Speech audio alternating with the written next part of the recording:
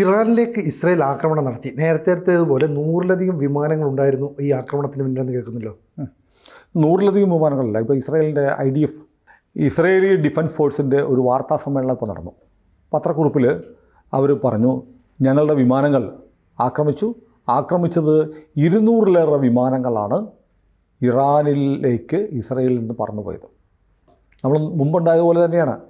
100 കണക്കിന് വിമാനങ്ങളാണ് ഒക്ടോബറിൽ ഇറാൻ ഇസ്രായേലിനെ ആക്രമിച്ചതിന് ശേഷമുള്ള തിരിച്ചടിയിൽ പങ്കെടുത്തത്. അതിന് സമാനമായി ഇറാഖ് ഉൾപ്പെടെയുള്ള രാജ്യങ്ങളുടെ മുകളിലൂടെ മറ്റു രാജ്യങ്ങളുടെ മുകളിലൂടെ ഇസ്രായേലിൻ്റെ 100-ലേറെ വിമാനങ്ങൾ ഇപ്പോൾ ടെല്ലവീവിൽ നിന്ന് ടെഹ്റാനിലേക്കാണെങ്കിൽ 1883.1 കിലോമീറ്റർ ദൂരമുണ്ട്. 1883 കിലോമീറ്ററാണ്. ടെഹ്റാനാണ് ആക്രമിച്ചത്. ഇനി ഈ വിമാനങ്ങൾ പോയത് ടെല്ലവീവിൽ നിന്നാണെന്ന് കരുതുക, ഇസ്രായേലിൻ്റെ തലസ്ഥാനമായ ടെല്ലവീവിൽ നിന്ന് പോയെന്ന് കരുതുക. അങ്ങനെയാണെങ്കിൽ തന്നെ 1883 കിലോമീറ്റർ ഒരു സൈഡിലേക്ക് പറന്നു. അപ്പോൾ നമ്മൾ ആലോചിക്കേണ്ടത് 100-ലേറെ വിമാനങ്ങൾ ഒരുമിച്ച് പറന്നു പോകുന്നതെന്ന് ആലോചിച്ച് നോക്കിയേ. വലിയ പ്രകമ്പനം ഉണ്ടാവും ദൃശ്യം. ഇത്രയും വിമാനങ്ങൾ ഏതാണ്ട് 1883 2000 കിലോമീറ്റർ കൂട്ടാം. അത്രയും കിലോമീറ്റർ ദൂരം ഒരു സൈഡിലേക്ക് തിരിച്ചിങ്ങോട്ടും പറക്കണം.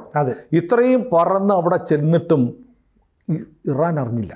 അവരുടെ പ്രതിരോധ സംവിധാനങ്ങൾക്കൊന്നും തിരിച്ചറിയാൻ പോലും കഴിയില്ല. പ്രതിരോധ സംവിധാനങ്ങളൊന്നും അറിഞ്ഞില്ല. ഈ വിമാനങ്ങളെല്ലാം സുരക്ഷിതമായിട്ട് തിരിച്ചു വന്നു. മാത്രമല്ല ഇവിടെ പോയിട്ട് വല്ല പ്രസിഷൻ സ്ട്രൈക്കിംഗ് നടത്തി. എവിടെയൊക്കെ പോയി അടിക്കണമെന്ന് തീരുമാനിച്ചിട്ടാണ് പോയത്. അതുകൊണ്ട് എന്താ സംഭവിച്ചത് നോക്കൂ. നമ്മളൊരു യുദ്ധം തുടങ്ങി. യുദ്ധത്തിൽ ഒരു വിഭാഗം സേന വന്ന് ആക്രമിക്കുന്നു. ആദ്യത്തെ ആക്രമണത്തിൽ തന്നെ അപ്പുറത്തെ പക്ഷത്തെ സേനാനായകൻ ചത്തുപോയി.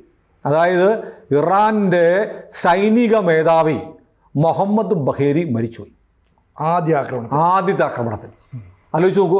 അതുകൂടാതെ അവരുടെ ഏറ്റവും പ്രസ്റ്റീജിയസ് ആയിട്ടുള്ള revolutionary guard, Iran revolutionary guard എന്ന് പറയുന്ന അവരുടെ പ്രസ്റ്റീജ് സേനയാണ്. 1979 ഈ മുല്ലപ്പൂ വിപ്ലവത്തിന് ശേഷം രൂപീകരിക്കപ്പെട്ട ഒരു പ്രത്യേക എലീറ്റ് ഗാർഡുകളെന്നാണ് പറഞ്ഞത്. അതിൻ്റെ commander in chief Hosseini Salami കൊല്ലപ്പെട്ടു. പിന്നെ അവരുടെ ഖത്തം അൽ അൻബിയ സെൻട്രൽ ഹെഡ്ക്വാർട്ടേഴ്സിൻ്റെ കമാൻഡറായ ഗോലാം അൽ റാഷിദ് കൊല്ലപ്പെട്ടു. അപ്പോൾ അവരുടെ ഏറ്റവും പ്രധാനപ്പെട്ട സൈനിക മേധാവികൾ ഈ 100-ലേറെ വിമാനങ്ങൾ വന്ന് നടത്തിയ ആക്രമണത്തിൽ കൊല്ലപ്പെട്ടു. അതാണ് ഏറ്റവും ഒറ്റ ആദ്യത്തെ ആക്രമണത്തിൽ സേനയ്ക്ക് നായകനില്ലാണ്ടായിപ്പോയി. സൈന്യാധിപൻ നഷ്ടപ്പെട്ടു. അപ്പോൾ അന്ന് ആലോചിച്ച് നോക്കൂ, എത്ര കൃത്യമായ ഇൻഫർമേഷൻസ് എവിടെ അറ്റാക്ക് ചെയ്യണം എന്ന് തീരുമാനിച്ചിട്ട് വരുന്നു. മാത്രമല്ല ഇറാഖ് ഉൾപ്പെടെയുള്ള മറ്റു രാജ്യങ്ങളുടെ മുകളിലൂടെ ഈ വിമാനങ്ങൾ 100-ലേറെ വിമാനങ്ങൾ പറന്ന് ചെന്നിട്ട് ഇറാൻ അറിഞ്ഞില്ല, പോയ വഴിക്ക് മറ്റു രാജ്യങ്ങൾ അറിഞ്ഞില്ല, അവരിവരെ അല്ലെങ്കിൽ അറിഞ്ഞവർ ഇറാനെ അറിയിച്ചില്ല. അപ്പോൾ ആദ്യം ചെറിയൊരു ആക്രമണമാണെന്ന് കരുതിയെങ്കിലും അല്ല. അപ്പോൾ IDF തന്നെ വാർത്താക്കുറിപ്പിൽ പറഞ്ഞിരിക്കുക 100-ലേറെ വിമാനങ്ങളാണ് പോയത്. അതിൻ്റെ വീഡിയോസൊക്കെ അവർ റിലീസ് ചെയ്തിട്ടുണ്ട്. വിമാനങ്ങൾ ഹാങ്കറിൽ നിന്നൊക്കെ ഇറങ്ങുന്നു, പറന്നു പോകുന്നു, അതിൻ്റെ ചിത്രങ്ങളൊക്കെ വന്നിട്ടുണ്ട്. അപ്പോൾ വലിയ മാരകമായ ആക്രമണം നടത്തി. ഇപ്പോൾ ഇറാനിപ്പോൾ തിരിച്ചടിക്കാൻ വേണ്ടി 100 ഡ്രോൺ അയച്ചു എന്ന് ഇസ്രായേൽ തന്നെ പറയുന്നുണ്ട്. 100 ഡ്രോണുകളെ അവർ വെടിവെച്ച് വീഴ്ത്തി. അപ്പോൾ ഇറാനെ സംബന്ധിച്ച് അവർ 100 ടാർഗറ്റുകൾ ആക്രമിച്ചു എന്നാണ് ഇസ്രായേലി ഡിഫൻസ് ഫോഴ്സിൻ്റെ വാർത്താ സമ്മേളനത്തിൽ പറഞ്ഞത്. 100 ടാർഗറ്റ്. 100 ടാർഗറ്റുകളിൽ Tehran, Fordow, Khondab, Natanz, Isfahan, Bushehr ഈ ഇത്രയും സ്ഥലങ്ങൾ ഇവരുടെ തന്ത്രപ്രധാനമായ ആണവ കേന്ദ്രങ്ങളുണ്ടായിരുന്നു. അപ്പോൾ ഇത്രയും സ്ഥലങ്ങൾ ആണവ കേന്ദ്രങ്ങളും മിലിറ്ററി കേന്ദ്രങ്ങളുമാണ് ആക്രമിച്ചതെന്ന് ഇസ്രായേൽ പറയുമ്പോൾ ഇറാൻ ഇപ്പം നിലവിളിയായിട്ടുണ്ട്. സ്ത്രീകൾ, കുട്ടികൾ, ഗർഭിണികൾ, ഞങ്ങളുടെ സിവിലിയൻസിനെയൊക്കെ കൊന്നു എന്നും പറഞ്ഞ് വന്നിട്ടുണ്ട്. ഏറ്റവും പ്രധാനപ്പെട്ട ഒരു സംഭവം ഇപ്പോൾ നടന്നിരിക്കുന്നത് ഖമനേയിയുടെ വലങ്കൈ, എപ്പോഴും ഖമനേയിയുടെ കൂടെ നടക്കുന്ന അദ്ദേഹത്തിൻ്റെ ഉപദേഷ്ടാവ് അലിം ഷംഖാനി കൊല്ലപ്പെട്ടു. അലിം ഷംഖാനിയും കൊല്ലപ്പെട്ടു എന്ന് പറയുമ്പോൾ അദ്ദേഹം ഖമനേയുടെ കൂടെയായിരുന്നോ അതോ ഒറ്റയ്ക്കായിരുന്നോ എന്നറിയില്ല. ഖമനേയി ഇതിനു മുമ്പ് ഇസ്രായേലിൻ്റെ തിരിച്ചടി ഉണ്ടായപ്പോൾ ഖമനേയി ഭൂമിക്കടിയിലെ ബങ്കറിലേക്ക് പോയിരുന്നു. പേജർ ആക്രമണം ഉണ്ടാക്കി പോയപ്പോൾ ഹിസ്ബുള്ളക്കെതിരെയുള്ള പേജർ ആക്രമണം നടന്നപ്പോഴത്തേക്ക് ഖമനേയെ ഇതുപോലെ ഈ വൈദ്യുതി പോലുമില്ലാത്ത ഏതോ ബങ്കറിൽ കൊണ്ട് സുരക്ഷിതമായി താമസിപ്പിച്ചിരിക്കുകയായിരുന്നു. കുറേ കാലം ഖമനേയെ കാണാനുണ്ടായിരുന്നില്ല. ഖമനേയ്ക്ക് ഗുരുതരമായ രോഗമാണ്, അദ്ദേഹം മരിക്കാറായി, മകനെ അനന്തരാവകാശിയാക്കി പ്രഖ്യാപിക്കാൻ പോകുന്നു എന്നുള്ള വാർത്തകളൊക്കെ ഇവിടെ മീഡിയ വൺ ഉൾപ്പെടെയുള്ള നമ്മുടെ ഇവിടുത്തെ ഖമനേയി ചാനലുകൾ വരെ സംപ്രേഷണം ചെയ്തിരുന്നു. ഏതായാലും ഇപ്പോൾ ഇയാളുടെ കൂടെ സന്നദ്ധ സഹചാരി, ഉപദേഷ്ടാവ്, സഹായി ഇയാൾക്ക് നടക്കാനും പിടിക്കാനും ഒക്കെ കൊണ്ട് നടക്കുന്ന ആളൊക്കെയാണ് ഈ അലിം ഷംഖാനി. അലിം ഷംഖാനിയും കൊല്ലപ്പെട്ടു എന്ന് പറയുന്നു. ഖമനേയിക്ക് എന്ത് പറ്റിയെന്ന് അറിയത്തില്ല, ഖമനേയി തീർന്നിട്ടുണ്ടോ എന്നറിയില്ല, അതിൻ്റെ വിശദവിവരങ്ങളൊക്കെ വരാനിരിക്കുകയാണ്. ഏതായാലും അതോടൊപ്പം തന്നെ ഇവരുടെ ഇറാൻ്റെ ഇപ്പോഴത്തുള്ള ആണവ പരീക്ഷണങ്ങളുടെ തലച്ചോറായിരുന്ന ഹമ്മദ് റീസ സോൾഫജാറിയും കൊല്ലപ്പെട്ടിട്ടുണ്ട്. അപ്പോൾ ഈ ആദ്യത്തെ ആക്രമണത്തിൽ തന്നെ സൈനിക മേധാവി, റവല്യൂഷണറി ഗാർഡിൻ്റെ മേധാവി, അങ്ങനെ തന്ത്രപ്രധാനമായിട്ടുള്ള ഏറ്റവും കീ പേഴ്സണുകളെ കൊല്ലണം എന്നുദ്ദേശിച്ചിട്ടാണ് ഈ ആക്രമണം നടന്നത്. അപ്പോൾ ഈ യഹൂദ ഒരു ബാലസിംഹമാണ്, ഇര പിടിച്ച് കയറി വരും എന്ന് ബൈബിളിൽ പറയുന്നുണ്ട്. യഹൂദ ഒരു ബാലസിംഹം. യഹൂദ പിന്നെ പറയുന്നത് ഇസ്രായേലിനെ ദ്രോഹിക്കുക, ഇസ്രായേൽ എന്ന് പറഞ്ഞാൽ ഒരു ഭാരമേറിയ കല്ലാണ്, അതിനെ ഉപദ്രവിക്കാൻ ശ്രമിക്കുന്നവർക്ക് മാരകമായി പരിക്കേൽക്കുമെന്നും ബൈബിളിൽ പറയുന്നുണ്ട്.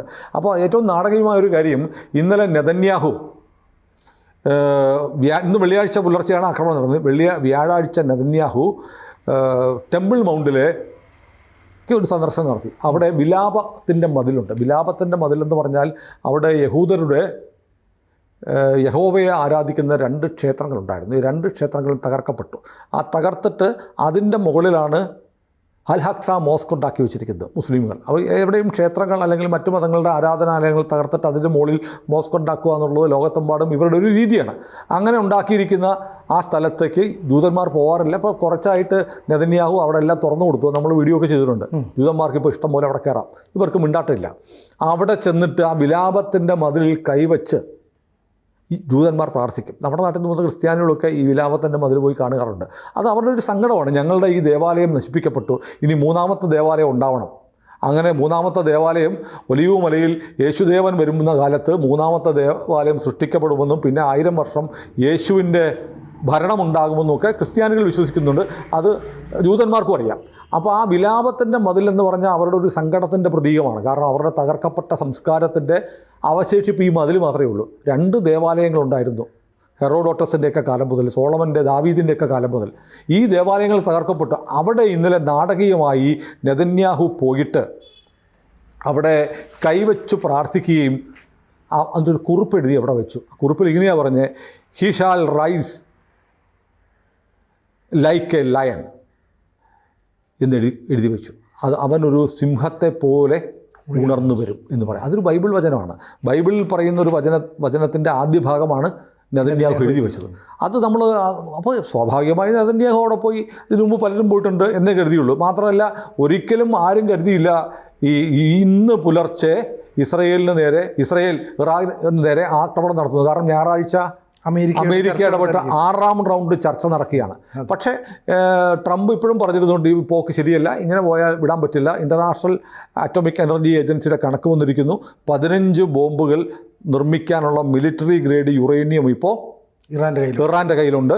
അത് ഏത് നിമിഷവും ബോംബുകളാക്കി മാറ്റും. അത് നിങ്ങൾ സറണ്ടർ ചെയ്യണം എന്നൊക്കെ പറഞ്ഞിട്ട് ഖമനേയി ട്രംപിനെ വെല്ലുവിളിക്കുകയാണ്. ഖമനേയി ഓർത്തു ഈ ഒരിക്കലും ഇറാനുമായി ചർച്ചയില്ല എന്ന് നിലപാടുണ്ടായിരുന്ന അമേരിക്ക അങ്ങോട്ട് ചർച്ചയ്ക്ക് ചെല്ലുമ്പോൾ ട്രംപ് ഒന്ന് ഒതുങ്ങിയിട്ടുണ്ട് 2018 ഉപരോധമൊക്കെ മാറ്റണം, എന്നിട്ട് വേണം ഞങ്ങൾ ആലോചിക്കാം, ഞങ്ങൾക്ക് ആണവ ആയുധം നിങ്ങൾക്കുണ്ടാക്കാമെങ്കിൽ ഞങ്ങൾക്കും ഉണ്ടാക്കാമല്ലോ എന്നൊക്കെ പറഞ്ഞ് നിൽക്കുകയായിരുന്നു ഖമനേയി. അതുകൊണ്ട് ഞായറാഴ്ച ചർച്ചയും ഉള്ളതുകൊണ്ട് അതുവരെ ഒന്നും സംഭവിക്കത്തില്ലെന്നാണ് കരുതി. അമേരിക്ക ആണെങ്കിൽ അവരുടെ ഡിപ്ലോമാറ്റ്സിനെയൊക്കെ മിഡിൽ ഈസ്റ്റിൽ നിന്ന് പിൻവലിച്ചിരുന്നു ഒക്കെ ചെയ്തു. എന്നാൽ പോലും ലോകത്താരും കരുതിയില്ല. തിരിച്ചടി ഉണ്ടായേക്കാം, പക്ഷേ ഉടനെയെങ്ങുമില്ല. കാരണം തിങ്കളാഴ്ച ഈ പറയുന്ന പോലെ നെതന്യാഹുവിനെ ഫോണിൽ വിളിച്ചിട്ട് ട്രംപ് പറഞ്ഞു എന്ന് ടൈംസ് ഓഫ് ഇസ്രായേൽ ഉൾപ്പെടെയുള്ള പത്രങ്ങളിലൊക്കെ വാർത്ത വന്നു. കാരണം ഗാസയിൽ നിന്ന് പിന്മാറണം, ഇറാനെ ആക്രമണത്തെക്കുറിച്ച് ആലോചിക്കുക പോലും ചെയ്യരുതെന്നൊക്കെ ട്രംപ് പറയുകയും ഇവർ തമ്മിൽ വാക്കേറ്റം ഉണ്ടായി എന്നൊക്കെയുള്ള വാർത്ത വെസ്റ്റേൺ മീഡിയയിലൊക്കെ വന്നിരുന്നു. അപ്പോൾ ഇപ്പോൾ മനസ്സിലാവുന്നത് ഇതൊക്കെ ഒരു പ്രൊപ്പഗാൻഡയുടെ ഭാഗമായിട്ട് പടച്ചുവിട്ട വാർത്തകളാണ് എന്നാണ് ഇപ്പോൾ മനസ്സിലാക്കുന്നത്. ഏതായാലും അതിനുശേഷം ഈ ഇപ്പം നടന്ന ഓപ്പറേഷന് ഇട്ടിരിക്കുന്നത് ബൈബിളുമായി ബന്ധപ്പെട്ട റൈസിംഗ് ലയൺ, ഉണരുന്ന സിംഹം. അപ്പോൾ യൂദ ഒരു ബാലസിംഹമാണ്, അവരെ ഉണർത്തരുത് എന്ന് പറഞ്ഞ് ഫലവത്താക്കിക്കൊണ്ട് അതിശക്തമായ ആക്രമണം ഇസ്രായേൽ ഇപ്പോൾ നടത്തിയിരിക്കുകയാണ്. ഏതായാലും നമുക്കിപ്പോൾ മനസ്സിലാക്കാവുന്നൊരു കാര്യം, ഈ ഇറാനെ സംബന്ധിച്ച് ഇറാൻ ഭാഗികമായല്ല ഏതാണ്ട് പൂർണ്ണമായി തന്നെ തകർക്കപ്പെടും എന്ന് കരുതണം. കാരണം ഒരുപാട് തവണ ഇറാന് മുന്നറിയിപ്പ് കൊടുത്തതാണ്. പലതവണ അവരുടെ ആണവ പരീക്ഷണ കേന്ദ്രങ്ങൾ തകർത്തിട്ടുണ്ട്. എന്നിട്ടും പിന്നെയും ബോംബുണ്ടാക്കാൻ, ഇസ്ലാമിക ന്യൂക്ലിയർ ബോംബുണ്ടാക്കാൻ ഇവർ ശ്രമിച്ചുകൊണ്ടിരിക്കുന്നു. ഇപ്പോൾ 15 ബോംബുണ്ടാക്കാനുള്ള ഏതാണ്ട് 60 ശതമാനത്തിലേറെ എൻറിച്ച് ചെയ്ത യുറേനിയം അവരുടെ കയ്യിലുണ്ട്. ഏതാണ്ട് 1000-ലേറെ കിലോഗ്രാം യുറേനിയം ഇപ്പോൾ അവരുടെ കയ്യിലുണ്ട് എന്നൊക്കെയാണ് കണക്കാക്കുന്നത്. അത് ഇസ്രയേലിനെ സംബന്ധിച്ചിടത്തോളം അത് ഭയങ്കര ഭീഷണിയാണ്. ഇറാനുമായിട്ടുള്ള വൈരം നിൽക്കുമ്പോൾ ഈ ഉണ്ടാക്കുന്ന ബോംബുകൾ മുഴുവൻ അവർ ഇസ്രയേലിലേക്ക് അയക്കാൻ ഒരു മടിയും കാണിക്കാത്ത ഒരു മതഭീകര രാജ്യമാണ് ഇറാൻ. അതുകൊണ്ട് ഇറാനെ മുച്ചൂടും മുടിക്കാതെ ഇത്തവണ പോകത്തില്ല. കാരണം യുദ്ധം ആരംഭിച്ചപ്പോൾ ഇസ്രയേലിലെ പ്രതിപക്ഷം നെതന്യാഹുവിനോട് പറഞ്ഞിരുന്നു, ചരിത്രം നമ്മുടെ വാതിലിൽ വന്ന് മുട്ടി വിളിക്കുകയാണ് ബീബി, നിങ്ങളിപ്പോൾ ആ അവസരം ഉപയോഗിക്കണം, ഇറാനെ അടിച്ച് തകർക്കണം എന്ന് പറഞ്ഞിരുന്നു. പക്ഷേ അന്ന് ബൈഡൻ ആയിരുന്നു അമേരിക്കൻ പ്രസിഡന്റ്. ചില നിയന്ത്രണങ്ങൾ. പക്ഷേ ട്രംപ് എന്നേ പറഞ്ഞിരുന്നു അടിക്കണം, അവനെ തകർക്കണം എന്നൊക്കെ പറഞ്ഞിരുന്നു. പിന്നീട് ആക്രമണം നടന്നപ്പോഴത്തേക്ക് ബൈഡൻ പറഞ്ഞത് ഓയിൽ ഫീൽഡ്, ആണവ കേന്ദ്രങ്ങൾ ഒന്നും തൊടാൻ പാടില്ല എന്ന് പറഞ്ഞു. ഇപ്പോൾ ട്രംപിൻ്റെ കാലം വന്നപ്പോൾ ട്രംപ് ഇപ്പോൾ അടിച്ചോ എന്ന് പറഞ്ഞിട്ടായിരിക്കണം ഈ അടി നടന്നിരിക്കുന്നത്. കാരണം UK-യുടെയും അമേരിക്കയുടെയും ഭാഗത്ത് നിന്ന് ഇന്നലെ ഉണ്ടായ കപ്പലുകൾക്കുള്ള മുന്നറിയിപ്പ്, ഡിപ്ലോമാറ്റ്സൊക്കെ തിരിച്ചു പോകാനുള്ള മുന്നറിയിപ്പൊക്കെ കൂട്ടി വായിക്കുമ്പോൾ അമേരിക്ക ഉൾപ്പെടെയുള്ള രാജ്യങ്ങൾ അറിഞ്ഞുകൊണ്ടാണ് ഇസ്രയേൽ ഈ ആക്രമണം നടത്തിയിരിക്കുന്നത് എന്ന് വളരെ വ്യക്തമാണ്. ഏതായാലും ഇസ്രയേൽ ബാലസിംഹമല്ല, പൂർണ്ണ വളർച്ചയെത്തിയ ഒരു സിംഹമായി ഭാവത്തിൽ മാത്രമല്ല, ഇസ്രയേലിനെ സംബന്ധിച്ച് ഈ സിംഹത്തിന് ഇപ്പോൾ ഒരു വലിയ പ്രാണഭയം വന്നിട്ടുണ്ട്. അവർക്ക് ആണവായുധം കിട്ടിയാൽ ഇസ്രയേൽ പിന്നെ ഇല്ല. അപ്പോൾ ജീവൻ നിലനിൽക്കാൻ വേണ്ടിയിട്ടാണ് ബീബി പറഞ്ഞിട്ടുണ്ട്. കാരണം ഇത് അടുത്ത തലമുറയ്ക്ക് വേണ്ടിയിട്ടാണ്. ഈ ഇസ്രയേലിനെതിരെ പ്രയോഗിക്കാൻ പാകത്തിന് ഇറാൻ്റെ പക്കൽ അണുവായുധങ്ങളുണ്ടായാൽ ജൂതവംശം ഇതോടെ അവസാനിച്ചു പോകും. അങ്ങനെ അവസാനിക്കാൻ ഞങ്ങൾക്ക് മനസ്സില്ല എന്ന് പറഞ്ഞിട്ടാണ് ഈ ആക്രമണം. യുദ്ധം തുടങ്ങിയിട്ടേ ഉള്ളൂ, ബാക്കി എന്ത് നടക്കുമെന്ന് നമുക്ക് കണ്ടറിയാം.